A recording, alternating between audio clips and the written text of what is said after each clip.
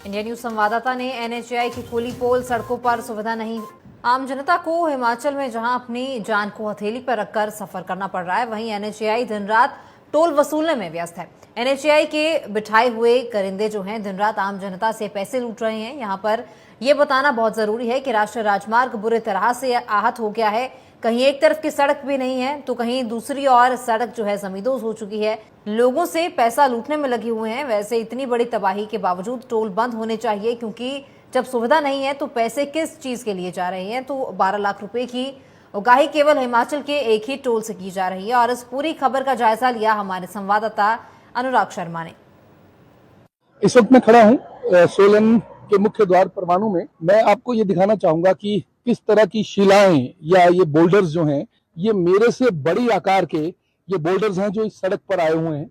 और किस जगह से आए हैं वो भी देखिए, कितनी ऊपर से पूरे बोल्डर्स यहाँ पर आए हुए हैं। और इनकी वजह से अगर ये कहीं भी किसी रोड पर गाड़ी चलती हुई पर अगर इस तरह से आ जाएं तो किसी भी सूरत में कोई भी गाड़ी जो है वो बच नहीं सकती। उसके बावजूद भी जो ये शिलाएं हैं वो सड़क पर आ गई और इन सारे बोल्डर्स की वजह से ये पूरा मार्ग अवरुद्ध था। अभी कुछ देर पहले ही ये खोला गया है, क्योंकि बहुत बार ऐसा रहता है कि बोल्डर्स आ जाते हैं सड़क पर और उसके बावजूद जो है वो रोड बंद हो जाता है।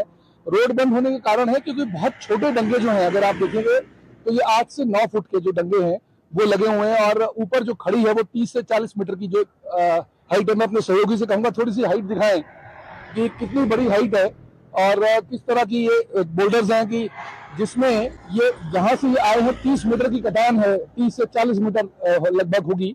और वो जो सारा है मलबा वो यहाँ सड़क पर आया हुआ है। और 30 से 40 मीटर की जो हाइट है, मैं अपने सहयोगी से कहूंगा थोड़ी सी हाइट दिखाएं कि कितनी बड़ी हाइट है और किस तरह की ये बोल्डर्स हैं कि जिसमें ये यहाँ से ये आए हैं। 30 मीटर की कटान है, 30 से 40 मीटर लगभग होगी। और वो जो सारा है मलबा वो यहाँ सड़क पर आया हुआ है। और सड़क को रोकने के लिए मात्र 8 से 9 फुट के डंगे जो हैं वो यहाँ लगे हुए हैं। जबकि इसका प्रोसीजर ये है कि इनके बाद इनके बेंचेस बनने थे पीछे को। इनकी डीपीआर में अगर हम बात करें, जो डिपार्टमेंट जब रोड को डिजाइन करता है तो पूरा डिपार्टमेंट इसका पहले सर्वे करता है, फिर डीपीआर बनती है। डीपीआर बनने के बाद इनका भूमि अधिग्रहण किया जाता है। भूमि अधिग्रहण के बाद जो है वो इस तरह के बेंचेस बनाए जाते हैं। हर 12 फुट के बाद बेंच बनना चाहिए, परंतु अभी अगर हम यहाँ देखें तो यहाँ पर कोई भी बेंच, अगर मैं सहयोगी से कहूंगा दिखाएं जरा, कि कोई भी बेंच जो है वो यहाँ पर नहीं बना है। सीधा स्ट्रेट कटिंग है। स्ट्रेट कटिंग, इतनी बड़ी कटिंग करने के बाद जो है वो किसी भी सूरत में इतने छोटे छोटे जो डंगे हैं इतनी बड़ी शिलाओं को रोक नहीं सकते। इस समय हम खड़े हैं हिमाचल के मुख्य द्वार पर और मैं दिखाना चाहूंगा ये टोल है जो हिमाचल का पहला ये एंट्री गेट माना जाता है। ये पहला गेट है जहां पर अपनी कुछ आवश्यक सुविधाओं की वजह से कुछ एक छोटा सा अमाउंट जो है वो आम जनता से लिया जाता है, जिसे टोल कहा जाता है। इस वक्त हमारे साथ मौजूद हैं मानस मिश्रा जी। मिश्रा जी, ये जो आप टोल लेते हैं ये कितना परसेंटेज में लेते हैं आम जनता से? क्या कोई क्राइटेरिया है? जो एनएचआई की गाइडलाइंस होती है ना, जैसे फास्टैग है 70 रुपए जी, और कैश मोड में आता है ना तो 70 का डबल हो जाता है 140 रुपए जी। और जैसे छोटी गाड़ियों का उसमें क्या चार्ज करते हैं? छोटी गाड़ी का 70 रुपए अमाउंट है। उससे एनसीबी आती है, फिर 2XL ट्रक आते हैं, 3XL 4XL 6XL वो साइज, ये सबका अलग अलग चार्ज है। सिंगल में अमाउंट अलग होते हैं और डबल में ऐड हो जाते हैं पेनल्टी में भी। अच्छा, पेनल्टी में वो पेनल्टी में डबल हो जाता है। अच्छा मिश्रा जी, मैं ये जानना चाह रहा था कि जो ये हम टोल लेते हैं, ये टोल लेने का कारण क्या है?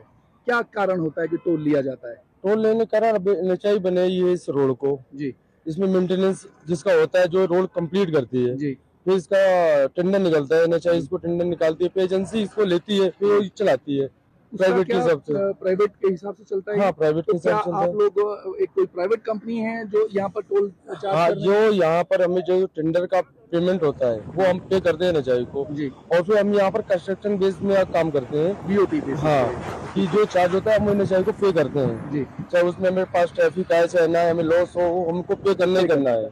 अच्छा, वो ये बात तो बिल्कुल क्लियर हो गई कि आपको अगर आपने एनएचए को एक पैसा दे दिया, हाँ, उसके बावजूद भी आपको मतलब अगर आपके पास ट्रैफिक हो या ना हो आपको वो देना पड़ेगा। हाँ, हमें पेमेंट पर देना क्या पड़ता है। उसमें ऐसा भी होता है कि अगर रोड्स ठीक हों, खराब हो जाएं तब भी आप टोल चार्ज करते हैं? नहीं तो रोड का इससे टोल का कोई लेने लेना देना। देना रोड तो अलग मेंटेनेंस वाली होती है ना, जैसे टोल लाइन पर मेंटेनेंस वाले अलग होते हैं और इसका जो सॉफ्टवेयर और पैसे बिल्डिंग में मेंटेनेंस वाले अलग होते हैं। जी तो ये चीज रोड मेंटेनेंस की आती है ना, जैसे यहाँ पर जीआर है। जी यार, जीआर है तो आप जीआर लोग कौन सी कंपनी से हैं? हम रिद्धि सिद्धि से हैं। अच्छा, रिद्धि सिद्धि जी, कंपनी जो SOS है वो गवर्नमेंट को उन्होंने ये हम लोग टेंडर बेस में यहाँ पर क्या कहते हैं टोल वसूल करते हैं। जो अच्छा। NHAI टेंडर निकालती है जी उसमें कई सारी कंपनियां इसमें टेंडर डालती हैं, जी, तो जिसका अमाउंट ऊपर होता है उसको टेंडर उसको मिलता है। टेंडर मिल जाता है। उसी बेस में क्या कहते हैं हम लोग यहाँ पर कैश कलेक्ट करते हैं यूजरों से कि जो चार्ज जो है इस फास्टैग का। साल जो टोल जो आप लोगों को अवार्ड हुआ वो लगभग आपको आइडिया है कितने में अवार्ड हुआ था? सर वो देखना पड़ेगा सर। जी सर पर डे का वही समथिंग मैं एक्चुअली नहीं बता सकता हूँ, थोड़ा मगर प्लस फिर भी माइनस हो, कोई बात हाँ, नहीं। एग्जैक्ट 10 से 12 लाख पर डे। 10 से 12 लाख रुपए Per आपको day देने होते हैं हाँ, सरकार को, और क्या उतना अमाउंट निकल जाता है आप लोगों नहीं का? सर। नहीं निकल पाता।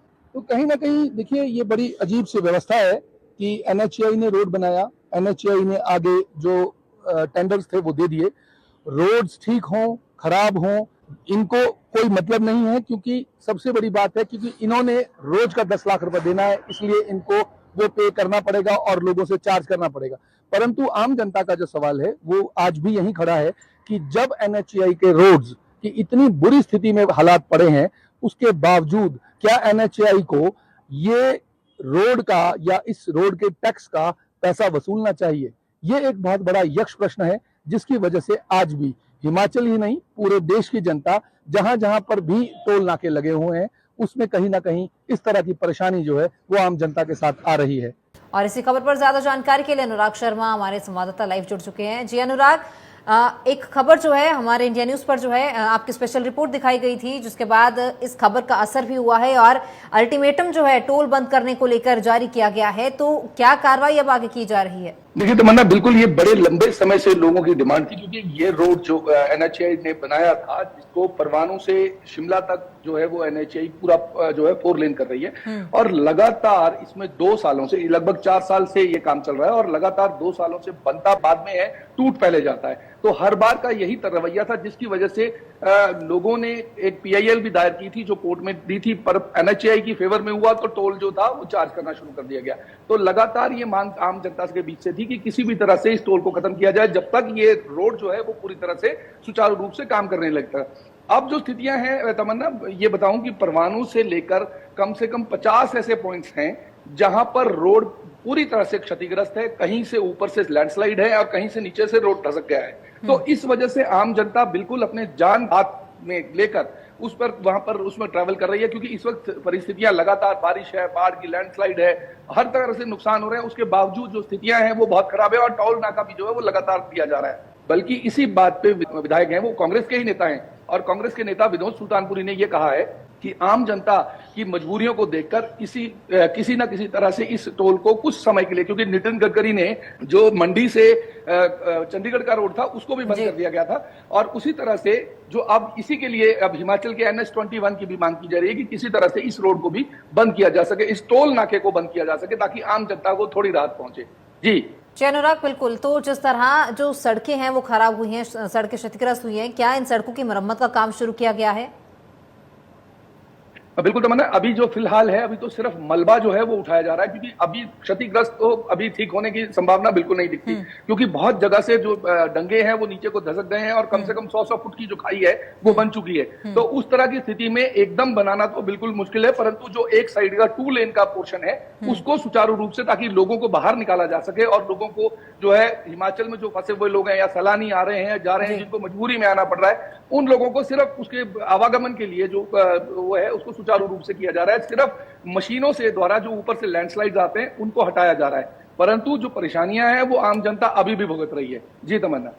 जी अनुराग, बिल्कुल। तो इस आपदा की स्थिति में जाहिर सी बात है टोल अगर बंद नहीं किए गए तो जो लोग हैं उनकी समस्या, उनकी परेशानियां और ज्यादा बढ़ जाएंगी।